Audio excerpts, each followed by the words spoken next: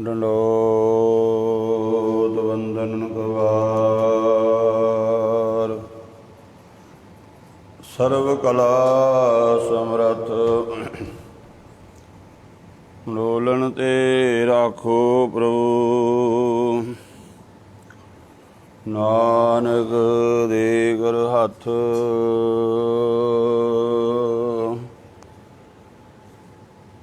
ਅਗਮ ਅਗੋਚਰ। ਸੱਚ ਸਾਹਿਬ ਮੇਰਾ ਨਾਨਕ ਬੋਲੇ ਬੁਲਾਇਆ ਤੇਰਾ। ਸਤਨਾਮ ਵਾਹਿਗੁਰੂ ਸਾਹਿਬ ਜੀ। ਆਸਾ ਬਾਤੀ ਸੂਕੀ ਤੇਲ ਨਿਖੂਟਾ। ਮੰਦਲ ਨਾ ਬਾਜੈ ਨਟ ਪੈ ਸੂਤਾ। ਬੁਝ ਗਈ ਅਗਨ ਨਾ ਨਿਕਸਿਓ ਧੂਆਂ। ਰਵ ਰਹਿਆ ਏਕ ਅਵਰ ਨਹੀਂ ਦੂਆ ਰਹਾਓ। ਟੂਟੀ ਤੰਤ ਨਾ ਬਜੈ ਰਵਾਬ।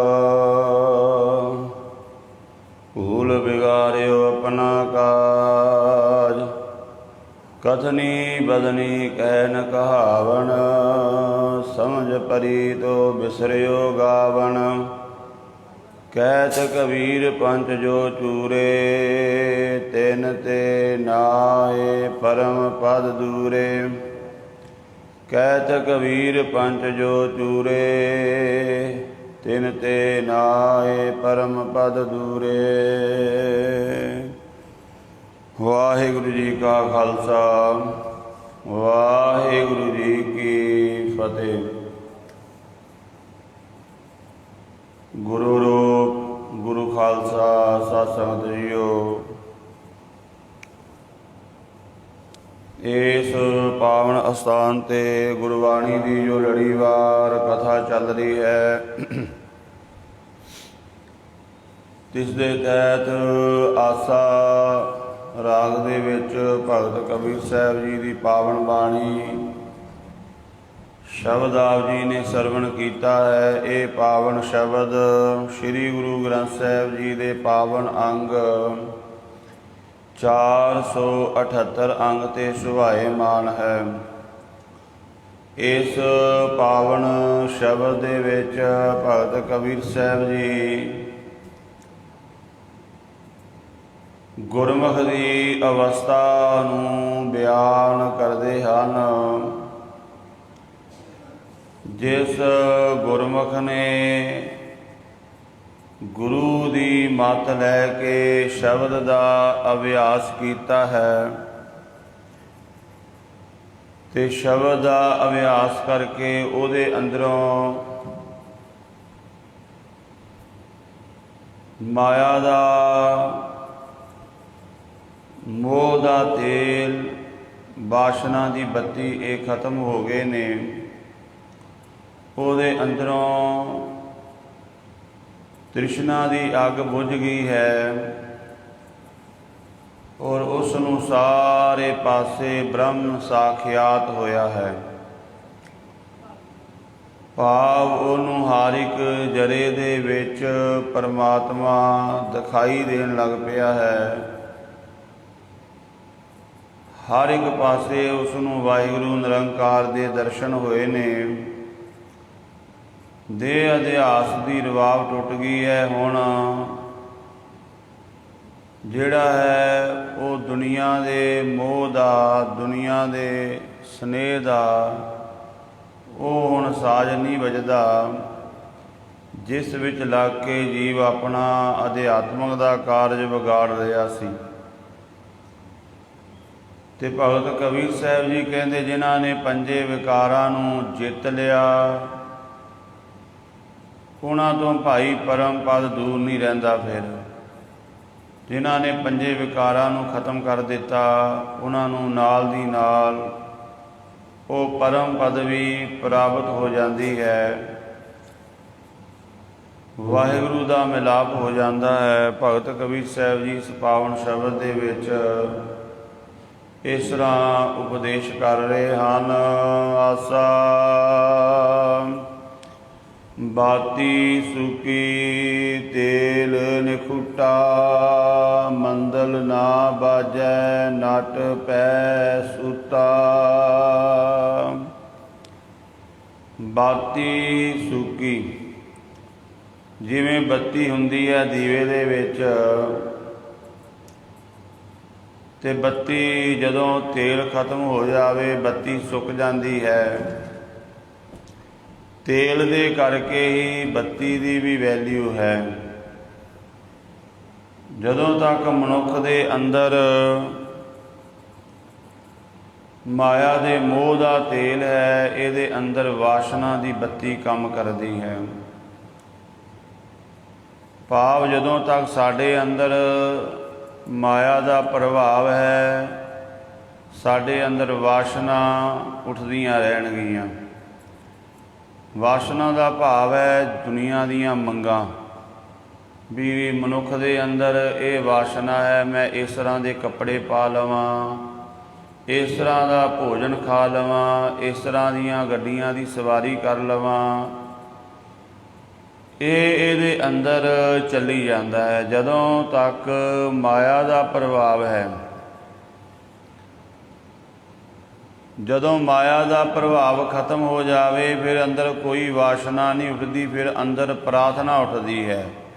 ਸਰੀਰ ਉਹੀ ਹੁੰਦਾ ਹੈ, ਉੱਥੇ ਫਿਰ ਵਾਸ਼ਨਾ ਨਹੀਂ, ਉੱਥੇ ਫਿਰ ਪ੍ਰਾਰਥਨਾ ਉੱਠਦੀ ਹੈ। ਤੇ ਐਸਾ ਜਗਿਆਸੂ ਸਦਾ ਫਿਰ ਪਰਮਾਤਮਾ ਦੇ ਚਰਨਾਂ ਵਿੱਚ ਅਰਦਾਸ ਕਰਦਾ ਹੈ, ਬੇਨਤੀ ਕਰਦਾ ਹੈ ਕਿ ਹੇ ਮਾਲਕ ਤੂੰ ਠਾਕਰ ਤੁਮ ਪੈ ਅਰਦਾਸ, ਜੀਓ ਪਿੰਡ ਸਭ ਤੇਰੀ ਰਾਸ। ਤੁਮ ਮਾਤ ਪਿਤਾ ਹਮ ਬਾਰਗ ਤੇਰੇ, ਤੁਮਰੀ ਕਿਰਪਾ ਮੈਂ ਸੁਖ ਹਨੇਰੇ।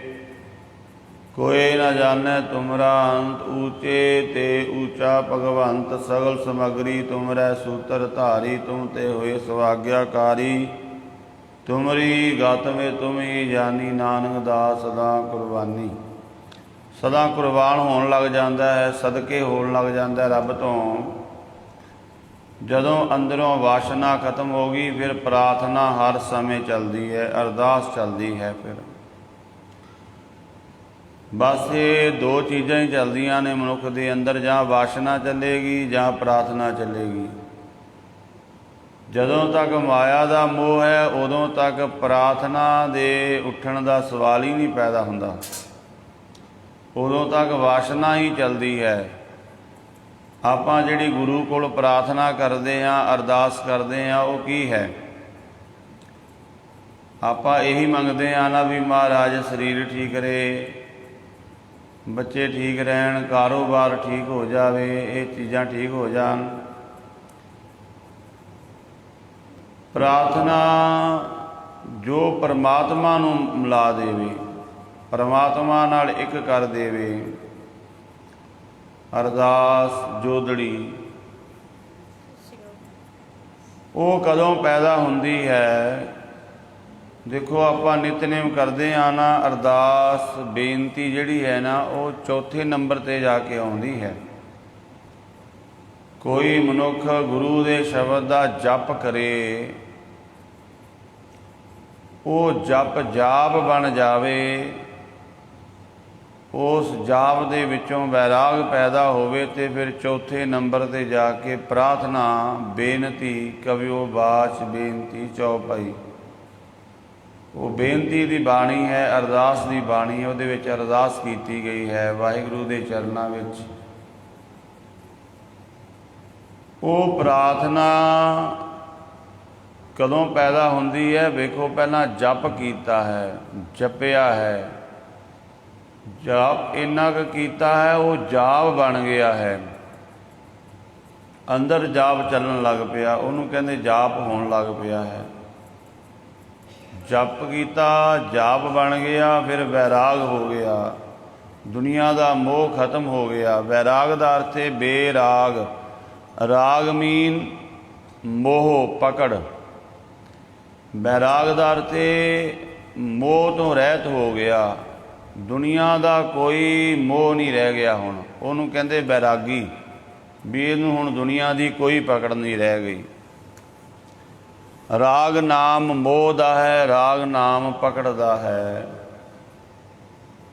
ਤੋ ਚੌਥੇ ਨੰਬਰ 'ਤੇ ਜਾ ਕੇ ਫਿਰ ਜਦੋਂ ਵੈਰਾਗ ਵਿੱਚ ਹਿਰਦਾ ਭਰ ਜਾਵੇ ਫਿਰ ਅਰਦਾਸ ਨਿਕਲਦੀ ਹੈ। ਅਤੇ ਕਹਿੰਦੇ ਹਨ ਉਹ ਅਰਦਾਸ ਇਹਨੂੰ ਆਨੰਦ ਦੇ ਵਿੱਚ ਲੈ ਜਾਂਦੀ ਹੈ, ਆਨੰਦ ਦੇ ਵਿੱਚ ਲੈ ਜਾਂਦੀ ਹੈ। ਆਨੰਦ ਹੈ ਪਰਮਾਤਮਾ ਪਰਮੇਸ਼ਵਰ ਵਾਹਿਗੁਰੂ ਨਿਰੰਕਾਰ। ਤੋ ਭਗਤ ਕਬੀਰ ਸਾਹਿਬ ਜੀ ਬਚਨ ਕਰ ਰਹੇ ਨੇ ਇੱਥੇ ਗੁਰਮੁਖ ਦੀ ਅਵਸਥਾ ਬਾਤੀ ਸੁੱਕੀ ਤੇਲ ਨਿਖੂਟਾ। ਜਦੋਂ ਮਾਇਆ ਦੇ ਮੋਹ ਦਾ ਤੇਲ ਅੰਦਰੋਂ ਸੁੱਕ ਗਿਆ, ਮਾਇਆ ਦਾ ਪ੍ਰਭਾਵ ਘਟ ਗਿਆ, ਵਾਸ਼ਨਾ ਦੀ ਬੱਤੀ ਵੀ ਸੁੱਕ ਗਈ। ਕਿਉਂਕਿ ਬੱਤੀ ਗਿੱਲੀ ਰਹਿੰਦੀ ਹੈ ਤੇਲ ਦੇ ਨਾਲ। ਜਿਨ੍ਹਾਂ ਨੇ ਦੀਵਾ ਬਾਲਿਆ ਹੋਇਆ ਪਤਾ ਹੋਏਗਾ ਉਹਨਾਂ ਨੂੰ, ਬੱਤੀ ਜਦੋਂ ਆਪਾਂ ਤੇਲ ਪਾ ਕੇ ਦੀਵਾ ਜਗਾਉਂਦੇ ਬੱਤੀ ਤੇਲ ਨਾਲ ਐਨ ਭਿੱਜ ਜਾਂਦੀ ਹੈ। ਸੁੱਕੀ ਬੱਤੀ ਰੋਸ਼ਨੀ ਨਹੀਂ ਕਰਦੀ। ਸੁੱਕੀ ਬੱਤੀ ਨੂੰ ਤੁਸੀਂ ਅੱਗ ਲਾਓਗੇ ਸੜ ਜਾਏਗੀ, ਬਿਲਕੁਲ ਖਤਮ ਹੋ ਜਾਵੇਗੀ, ਰਾਖ ਹੋ ਜਾਵੇਗੀ। ਬੱਤੀ ਤੇਲ ਨਾਲ ਗਿੱਲੀ ਰਹਿੰਦੀ ਹੈ ਅਤੇ ਉਹ ਜਲਦੀ ਹੈ। ਇਸੇ ਤਰ੍ਹਾਂ ਸਾਡੇ ਅੰਦਰ ਜਦੋਂ ਤੱਕ ਮਾਇਆ ਦਾ ਪ੍ਰਭਾਵ ਹੈ ਉਦੋਂ ਤੱਕ ਵਾਸ਼ਨਾ ਦੀ ਬੱਤੀ ਗਿੱਲੀ ਰਹਿੰਦੀ ਹੈ ਅਤੇ ਸਾਨੂੰ ਭਜਾਈ ਫਿਰਦੀ ਹੈ, ਦੌੜਾਈ ਫਿਰਦੀ ਹੈ। ਮਾਇਆ ਦਾ ਪ੍ਰਭਾਵ ਕਿਵੇਂ ਘਟੇ? ਜਦੋਂ ਆਪਾਂ ਗੁਰੂ ਦੀ ਸੰਗਤ ਵਿੱਚ ਆਉਂਦੇ ਹਾਂ। ਪਾਠ ਕੀਰਤ ਸਾਹਿਬ ਜੀ ਗੁਰੂ ਰਾਮਦਾਸ ਮਹਾਰਾਜ ਜੀ ਦੇ ਚਰਨਾਂ ਵਿੱਚ ਜਦੋਂ ਆਏ ਨਾ ਦਰਬਾਰ ਸਾਹਿਬ, ਜਦੋਂ ਅਤੇ ਆ ਕੇ ਉਹਨਾਂ ਨੇ ਉੱਥੇ ਉਹ ਰਸ ਮਾਣਿਆ ਕੁਝ, ਉਹਨਾਂ ਦਾ ਮਨ ਜੁੜ ਗਿਆ ਗੁਰੂ ਰਾਮਦਾਸ ਮਹਾਰਾਜ ਜੀ ਦੇ ਚਰਨਾਂ ਦੇ ਵਿੱਚ ਕਿ ਜਿਹੜਾ ਮਨ ਭਟਕ ਰਿਹਾ ਸੀ ਕਈ ਤਰ੍ਹਾਂ ਦਾ, ਉਹ ਉੱਥੇ ਆ ਕੇ ਟਿਕਾ ਮਿਲ ਗਿਆ ਗੁਰੂ ਰਾਮਦਾਸ ਜੀ ਦੇ ਦਰਬਾਰ ਵਿੱਚ। ਗੁਰੂ ਦੀ ਸੰਗਤ ਦੇ ਵਿੱਚ ਆ ਕੇ ਹਮ ਅਵਗੁਣ ਭਰੇ ਏਕ ਗੁਣ ਨਾਹੀ ਅੰਮ੍ਰਿਤ ਸਾਰ ਬਿਖੈ ਬਿਖ ਖਾਈ ਮਾਇਆ ਮੋਹ ਭਰਮ ਪੈ ਭੂਲੇ ਸੁਤ ਦਾਰਾ ਸਿਉ ਪ੍ਰੀਤ ਲਗਾਈ। ਇਹ ਅਵਸਥਾ ਸਾਡੀ ਹੈ। ਗੁਰੂ ਦੀ ਸੰਗਤ ਦਾ ਅੱਗੇ ਕੀ ਮਹਾਤਮ ਹੈ? ਇੱਕ ਉੱਤਮ ਪੰਥ ਸੁਣਿਓ ਗੁਰ ਸੰਗਤ ਤਹਿ ਮਿਲੰਤ ਜਮ ਤਰਾਸ ਮਿਟਾਈ।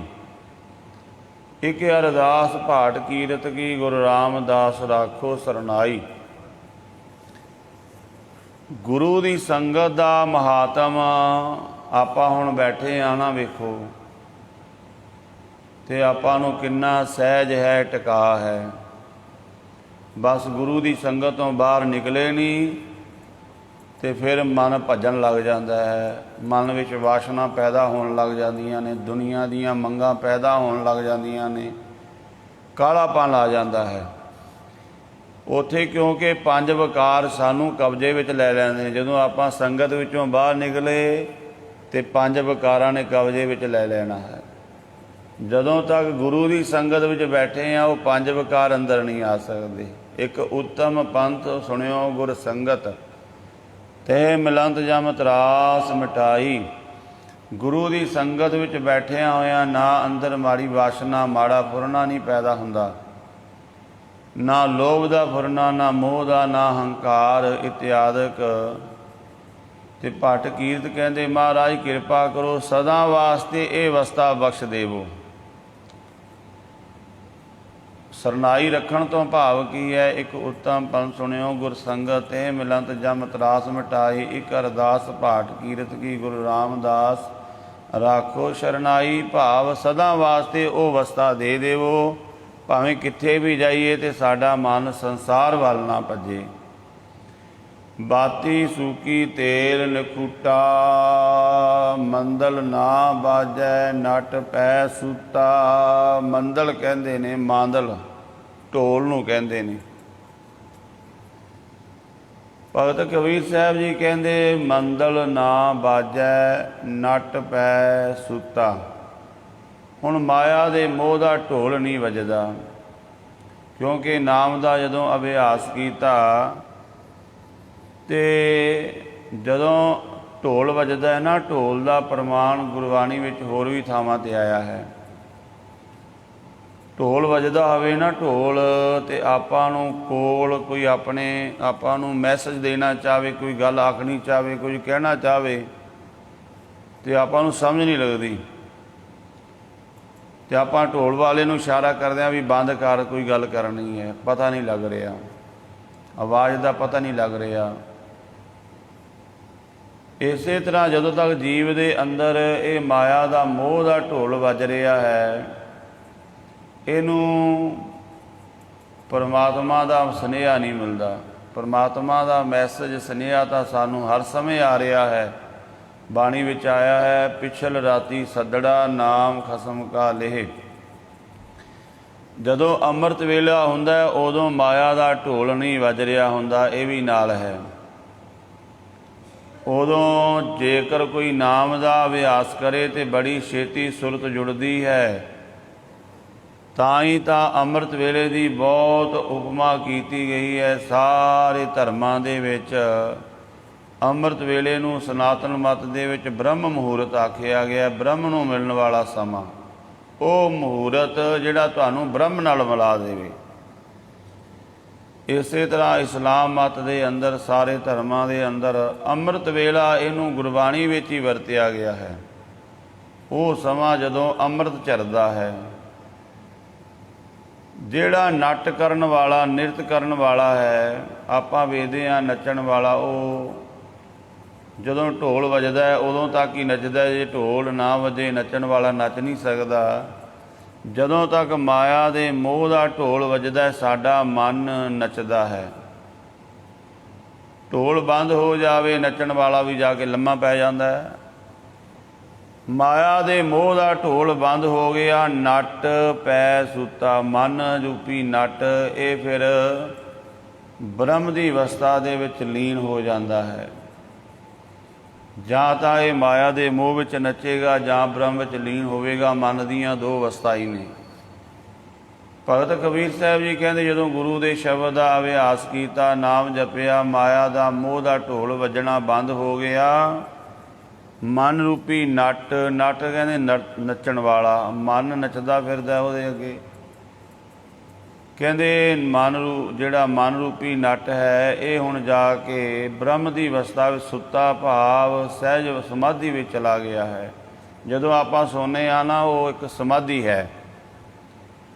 ਸਮਾਧੀ ਦੀ ਅਵਸਥਾ ਨੂੰ ਵੇਖਣਾ ਹੋਵੇ ਨਾ, ਉਹ ਹੈ ਸਮਾਧੀ ਦੀ ਅਵਸਥਾ। ਜਦੋਂ ਬੰਦਾ ਬਿਲਕੁਲ ਗੂੜੀ ਨੀਂਦ ਦੇ ਵਿੱਚ ਸੁੱਤਾ ਹੁੰਦਾ ਹੈ, ਉਹਦੇ ਚਿਹਰੇ 'ਤੇ ਕੋਈ ਗਮ, ਕੋਈ ਫਿਕਰ ਨਹੀਂ ਹੁੰਦਾ। ਬਿਲਕੁਲ ਦੁਨੀਆ ਵਿੱਚ ਕੁਝ ਵੀ ਹੋ ਰਿਹਾ ਹੋਵੇ ਉਹਨੂੰ ਕੋਈ ਪਤਾ ਨਹੀਂ ਹੈ। ਉਹ ਦੁਨੀਆ ਤੋਂ ਨਿਰਲੇਪ ਹੈ। ਦੁਨੀਆ ਦੇ ਵਿੱਚ ਹੀ ਸੁੱਤਾ ਵੀ ਹੈ, ਬਲਕਿ ਆਪਣੇ ਪਰਿਵਾਰ ਦੇ ਵਿੱਚ ਹੀ ਸੁੱਤਾ ਹੈ। ਪਰਿਵਾਰ ਬਾਹਰ ਗੱਲਾਂ ਕਰੀ ਜਾ ਰਿਹਾ ਹੈ, ਪਰ ਉਹ ਪਰਿਵਾਰ ਦੀਆਂ ਗੱਲਾਂ ਨਾਲੋਂ, ਪਰਿਵਾਰ ਦੇ ਵਿਵਹਾਰ ਨਾਲੋਂ ਵੱਖਰਾ ਹੈ। ਜਦੋਂ ਕਿਸੇ ਦੀ ਸਮਾਧੀ ਲੱਗਦੀ ਹੈ, ਉਹ ਬਿਲਕੁਲ ਇਸੇ ਤਰ੍ਹਾਂ ਹੁੰਦਾ ਉਹਦੇ ਆਸੇ ਪਾਸੇ ਲੋਕ ਕਾਰੋਬਾਰ ਕਰ ਰਹੇ ਹੁੰਦੇ ਨੇ, ਉਹ ਵਿੱਚ ਹੀ ਵਿਚਰ ਰਿਹਾ ਹੁੰਦਾ, ਪਰ ਉਹ ਇੱਦਾਂ ਨਿਰਲੇਪ ਹੁੰਦਾ ਜਿਵੇਂ ਕੋਈ ਘਰ ਦੇ ਵਿੱਚ ਸੁੱਤਾ ਹੁੰਦਾ ਹੈ। ਦੂਜਿਆਂ ਨਾਲੋਂ ਬਿਲਕੁਲ ਨਿਰਲੇਪ ਹੁੰਦਾ ਪਰਿਵਾਰ ਦੇ ਵਿੱਚ ਹੀ ਹੈ। ਗੁਰਮੁਖ ਸੰਸਾਰ ਵਿੱਚ ਹੀ ਹੁੰਦਾ ਹੈ, ਪਰ ਸੰਸਾਰ ਤੋਂ ਨਿਰਲੇਪ ਹੁੰਦਾ। ਭਗਤ ਕਬੀਰ ਸਾਹਿਬ ਫਰਮਾਨ ਕਰਦੇ, ਬੁਝ ਗਈ ਅਗਨ ਨਾ ਨਿਕਸਿਓ ਧੂਆਂ। ਜਦੋਂ ਤ੍ਰਿਸ਼ਨਾ ਦੀ ਅੰਦਰੋਂ ਅੱਗ ਬੁਝ ਗਈ ਤੇ ਹੁਣ ਵਾਸ਼ਨਾ ਦਾ ਧੂਆਂ ਨਹੀਂ ਅੰਦਰ ਉੱਠਦਾ। ਰਵ ਰਿਹਾ ਏਕ ਅਵਰ ਨਹੀਂ ਦੂਆ। ਤੇ ਫਿਰ ਕੀ ਹੋਇਆ? ਜਦੋਂ ਅੰਦਰ ਕੋਈ ਤ੍ਰਿਸ਼ਨਾ ਨਹੀਂ ਰਹਿ ਗਈ, ਫਿਰ ਕਿਸੇ ਵੀ ਤਰ੍ਹਾਂ ਦੀ ਵਾਸ਼ਨਾ ਨਹੀਂ ਹੈ, ਕਿਸੇ ਦੁਨੀਆ ਦੇ ਪਦਾਰਥ ਦੀ ਪ੍ਰੀਤ ਨਹੀਂ ਹੈ। ਤੇ ਭਗਤ ਕਬੀਰ ਸਾਹਿਬ ਜੀ ਕਹਿੰਦੇ, ਉਦੋਂ ਫਿਰ ਬ੍ਰਹਮ ਪ੍ਰਗਟ ਹੋ ਜਾਂਦਾ ਹੈ ਸਾਰੇ ਪਾਸੇ।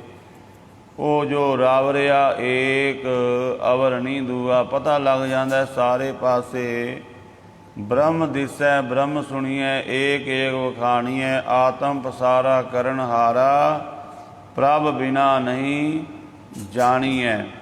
ਭਗਤ ਕਬੀਰ ਸਾਹਿਬ ਫਰਮਾਨ ਕਰ ਰਹੇ ਨੇ, ਰਹਾਓ ਟੁੱਟੀ ਤੰਤ ਨਾ ਬਜੈ ਰਬਾਬ, ਭੂਲ ਵਿਗਾਰਿਓ ਆਪਣਾ ਕਾਜ, ਟੁੱਟੀ ਤੰਤ ਨਾ ਬਜੈ ਰਬਾਬ।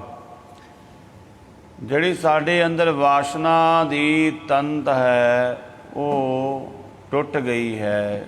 ਸ਼ਬਦ ਦਾ ਅਭਿਆਸ ਕਰਨ ਨਾਲ ਨਾ ਵੱਜੈ ਰਬਾਬ। ਹੁਣ ਦੇਹੀ ਦੀ ਭੱਜ ਦੌੜ ਖਤਮ ਹੋ ਗਈ, ਕਿਉਂਕਿ ਜਦੋਂ ਅੰਦਰੋਂ ਵਾਸ਼ਨਾ ਖਤਮ ਹੋ ਗਈ ਫਿਰ ਉਹ ਭੱਜ ਦੌੜ ਨਹੀਂ ਰਹਿ ਜਾਂਦੀ। ਸਰੀਰ ਦੀ ਵੀ, ਸਰੀਰ ਵੀ ਇੱਕ ਸਹਿਜ ਅਵਸਥਾ ਦੇ ਵਿੱਚ ਆ ਜਾਂਦਾ ਹੈ। ਜਦੋਂ ਤੱਕ ਵਾਸ਼ਨਾ ਹੈ, ਮਨੁੱਖ ਦੀਆਂ ਅੱਖਾਂ ਵੀ ਲਲਚਾਈਆਂ ਹੋਈਆਂ ਨੇ, ਇਹਦੇ ਕੰਨ ਵੀ, ਇਹਦੀ ਚਮੜੀ ਵੀ, ਇਹਦੀ ਰਸਨਾ ਵੀ। ਹੁਣ ਮਾਇਆ ਦੇ ਮੋਹ ਦੇ ਗੀਤ ਨਹੀਂ ਪੈਦਾ ਵਿੱਚੋਂ ਹੁੰਦੇ, ਕਿਉਂਕਿ ਉਹ ਦੇਹ ਅਧਿਆਸ ਦਾ ਰਬਾਬ ਨਹੀਂ ਵੱਜਦਾ।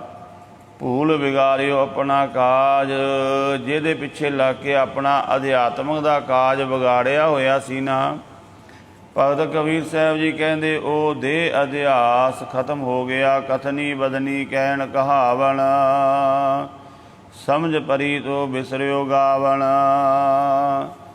ਜੋ ਮਨੁੱਖ ਪਹਿਲਾਂ ਬੜੀਆਂ ਗੱਲਾਂ ਕਰਦਾ ਸੀ ਹੰਕਾਰ ਦੀਆਂ, ਵੀ ਮੈਂ ਬੜਾ ਕੁਝ ਹਾਂ, ਮੈਂ ਬੜਾ ਕੁਝ ਹਾਂ, ਜਦੋਂ ਸਮਝ ਆ ਗਈ ਤਾਂ ਉਹ ਗੱਲਾਂ ਤੋਂ ਖਹਿੜਾ ਛੁੱਟ ਗਿਆ, ਜਿਹੜੀਆਂ ਇਹ ਹੰਕਾਰ ਦੀਆਂ ਜਾਂ ਕਾਮ ਦੀਆਂ ਜਾਂ ਲੋਭ ਦੀਆਂ ਜਾਂ ਕਿਸੇ ਵੀ ਤਰ੍ਹਾਂ ਦੀਆਂ ਕਰਦਾ ਸੀ ਨਾ, ਵੀ ਮੈਂ ਬੜਾ ਕੁਝ ਹਾਂ, ਕਿਸੇ ਰੂਪ ਦੇ ਵਿੱਚ ਵੀ। ਕਥਨੀ ਬਦਨੀ ਕਹਿਣ ਕਹਾਵਣ, ਸਮਝ ਪਰੀ ਤੋਂ ਬਿਸਰਿਓ ਗਾਵਣ। ਗਾਵਣਾ ਜਿਹਨੂੰ ਬੜਾ ਗਾਉਂਦਾ ਸੀ। ਜਿਵੇਂ ਆਪਾਂ ਕੋਈ ਕੰਮ ਕੀਤਾ ਹੋਵੇ ਨਾ, ਆਪਣੇ ਘਰ ਕੋਈ ਰਿਸ਼ਤੇਦਾਰ ਆ ਜਾਵੇ ਤੇ ਫਿਰ ਆਪਾਂ ਬੜੇ ਹੁੱਬ ਕੇ ਸੁਣਾਉਂਦੇ ਹਾਂ, ਜੀ ਮੈਂ ਬੜੀ ਮਿਹਨਤ ਕੀਤੀ ਹੈ, ਵੇਖੋ ਆਪਣੇ ਭਰਾਵਾਂ ਨਾਲੋਂ ਮੈਂ ਕਿੰਨਾ ਅੱਗੇ ਲੰਘ ਗਿਆ, ਮੈਂ ਕੋਠੀ ਬਣਾ ਲਈ, ਮੇਰੇ ਬੱਚੇ ਪੜ੍ਹ ਗਏ, ਇਹ ਹੋ ਗਿਆ, ਉਹ ਹੋ ਗਿਆ। ਜਦੋਂ ਅਧਿਆਤਮਕ ਦੀ ਸਮਝ ਆਉਂਦੀ ਫਿਰ ਮਨੁੱਖ ਇਸ ਤਰ੍ਹਾਂ ਦੀਆਂ ਗੱਲਾਂ ਨਹੀਂ ਕਰਦਾ। ਆਉਂਦਾ ਉਹਦੇ ਘਰ ਵੀ ਰਿਸ਼ਤੇਦਾਰ ਤੇ ਉਹ ਕਹਿੰਦਾ ਵੀ ਤੇਰਾ ਘਰ ਬੜਾ ਸੋਹਣਾ ਹੈ, ਕਹਿੰਦਾ ਵੀ ਮੇਰੀ ਤੇ ਔਕਾਤ ਨਹੀਂ ਸੀ, ਇਹ ਤੇ ਮੇਰੇ ਗੁਰੂ ਨੇ ਕਿਰਪਾ ਕਰਤੀ, ਇਹ ਪਰਮਾਤਮਾ ਨੇ ਕਿਰਪਾ ਕਰ ਦਿੱਤੀ ਹੈ ਵੀ ਤੇਰੇ ਬੱਚੇ ਬੜੇ ਕਾਮਯਾਬ ਹੋ ਗਏ, ਇਹ ਪਰਮਾਤਮਾ ਨੇ ਬਖਸ਼ਿਸ਼ ਕਰ ਦਿੱਤੀ। ਗੱਲ ਵੇਖੋ ਕਿੰਨਾ ਫਰਕ ਪੈ ਗਿਆ। ਕਿੱਥੇ ਪਹਿਲਾਂ ਆਪ ਗਾ ਕੇ ਸੁਣਾਉਂਦਾ ਸੀ ਵੀ ਇਹ ਤਾਂ ਮੈਂ ਕੀਤਾ ਹੈ, ਪਰ ਜਦੋਂ ਗੁਰੂ ਦਾ ਸ਼ਬਦ ਕਮਾਇਆ, ਅਭਿਆਸ ਕੀਤਾ, ਮਾਇਆ ਦਾ ਮੋਹ ਖਤਮ ਹੋ ਗਿਆ, ਤਾਂ ਹੁਣ ਗਾਉਂਦਾ ਹੈ ਪਰ ਗੁਰੂ ਦਾ ਜਸ ਗਾਉਂਦਾ ਹੈ ਵੀ ਇਹ ਉਹਦੀ ਕਿਰਪਾ ਨਾਲ ਹੀ ਸਾਰਾ ਕੁਝ ਹੋਇਆ ਹੈ। ਕਹਿਤ ਕਬੀਰ ਪੰਚ ਜੋ ਚੂਰੇ। ਭਗਤ ਕਬੀਰ ਸਾਹਿਬ ਜੀ ਕਹਿੰਦੇ ਜਿਨ੍ਹਾਂ ਨੇ ਪੰਜਾਂ ਵਿਕਾਰਾਂ ਨੂੰ ਚੂਰ ਕਰ ਦਿੱਤਾ, ਖਤਮ ਕਰ ਦਿੱਤਾ, ਕੁੱਟ ਦਿੱਤਾ। ਤਿਨ ਤੇ ਨਾਏ ਪਰਮ ਪਦ ਦੂਰੇ। ਸਮਝ ਲਓ ਉਹ ਪਰਮ ਪਦਵੀ ਤੋਂ ਦੂਰ ਨਹੀਂ, ਉਹਨਾਂ ਨੂੰ ਪਰਮ ਪਦ ਮਿਲ ਗਿਆ ਹੈ। ਭਾਵ ਜਿਨ੍ਹਾਂ ਨੇ ਪੰਜ ਵਿਕਾਰਾਂ ਨੂੰ ਜਿੱਤ ਲਿਆ ਹੈ। ਉਹ ਜਿੱਤਣ ਦਾ ਤਰੀਕਾ ਕੀ ਹੈ? ਭਗਤ ਕਬੀਰ ਸਾਹਿਬ ਫਰਮਾਨ ਕਰ ਰਹੇ ਨੇ, ਜਿਨ੍ਹਾਂ ਨੇ ਨਾਮ ਦਾ ਅਭਿਆਸ ਕੀਤਾ ਹੈ। ਕੱਲ੍ਹ ਵਾਲਾ ਜਿਹੜਾ ਸ਼ਬਦ ਸੀ ਉਹ ਵੀ ਇਸੇ ਪ੍ਰਥਾਏ ਸੀ ਕਿ ਜਿਨ੍ਹਾਂ ਨੇ ਸਹਿਜ ਅਵਸਥਾ ਵਿੱਚ ਟਿਕ ਕੇ ਵਾਹਿਗੁਰੂ ਦਾ ਨਾਮ ਜਪਿਆ, ਪਰਮੇਸ਼ਵਰ ਦਾ ਨਾਮ ਸਿਮਰਿਆ ਹੈ। ਵੇਖੋ ਆਪਾਂ ਨਾਮ ਜਪਣ ਲੱਗੇ, ਬਾਣੀ ਪੜ੍ਹਦੇ ਹਾਂ, ਪਤਾ ਨਹੀਂ ਕਿਉਂ ਕਾਹਲੀ ਕਰਦੇ ਹਾਂ। ਆਪਣੇ ਕੋਲ ਕੋਈ ਆਪਣਾ ਮਿੱਤਰ ਪਿਆਰਾ ਆਵੇ, ਰਿਸ਼ਤੇਦਾਰ ਆਵੇ, ਉਹ ਬੜੀ ਛੇਤੀ ਬੋਲੀ ਜਾਵੇ, ਸਾਹ ਹੀ ਨਾ ਲਵੇ, ਬੋਲੀ ਜਾਵੇ, ਤੇ ਆਪਾਂ ਉਹਨੂੰ ਕਹਿੰਦੇ ਹਾਂ ਵੀ ਭਰਾਵਾ ਟੇਕ ਕੇ ਬੈਠ, ਆਰਾਮ ਨਾਲ ਗੱਲ ਕਰ, ਕੋਈ ਗੱਲ ਨਹੀਂ, ਆਰਾਮ ਨਾਲ ਕਰ, ਮੈਨੂੰ ਕੋਈ ਸਮਝ ਨਹੀਂ, ਪਤਾ ਨਹੀਂ ਤੂੰ 1 ਮਿੰਟ ਵਿੱਚ 50 ਗੱਲਾਂ ਕਰ ਗਿਆ, ਵੀ ਬੋਲੀ ਜਾਂਦਾ ਹੈ। ਇਸੇ ਤਰ੍ਹਾਂ ਜਦੋਂ ਆਪਾਂ ਗੁਰੂ ਕੋਲ ਬੈਠਦੇ ਹਾਂ, ਘਰ ਵੀ ਜਦੋਂ ਆਪਾਂ ਜਪਜੀ ਸਾਹਿਬ ਪੜ੍ਹਦੇ ਹਾਂ, ਗੁਰੂ ਨਾਨਕ ਦੇਵ ਜੀ ਦੇ ਕੋਲ ਬੈਠਦੇ ਹਾਂ, ਤੇ ਆਪਾਂ ਸਵੀਟ ਬਣਾ ਦਈਏ ਤੇ ਗੁਰੂ ਨਾਨਕ ਪਾਤਸ਼ਾਹ ਸਾਡੀ ਕਿਵੇਂ ਸੁਣੇਗਾ?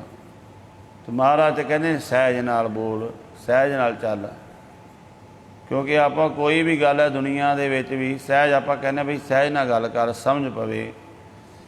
ਤਾਂ ਜਦੋਂ ਆਪਾਂ ਬਾਣੀ ਪੜ੍ਹਨੀ ਹੈ ਸਹਿਜ ਦੇ ਨਾਲ, ਤੇ ਜਦੋਂ ਸਹਿਜ ਨਾਲ ਬਾਣੀ ਪੜ੍ਹਾਂਗੇ ਗੁਰੂ ਸੁਣੇਗਾ ਫਿਰ, ਕਿਉਂਕਿ ਫਿਰ ਗੁਰੂ ਵੀ ਵੇਖਦਾ ਇਹਦੀ ਭਾਵਨਾ ਨੂੰ। ਪਰ ਜੇ ਆਪਾਂ ਇੱਕ ਸਪੀਡ ਹੀ ਬਣਾ ਲਈ, ਫਿਰ ਗੁਰੂ ਕਹਿੰਦਾ ਵੀ ਇਹ ਪਤਾ ਨਹੀਂ ਕੀ ਗਾਈ ਜਾਂਦਾ ਹੈ, ਕਿਉਂਕਿ ਉਦੋਂ ਅੰਦਰ ਇੱਕ ਦੌੜ ਆਉਂਦੀ ਵੀ ਮੈਂ ਤਾਂ ਇੰਨਾ ਪਾਠ ਕਰ ਹੀ ਦੇਣਾ ਹੈ।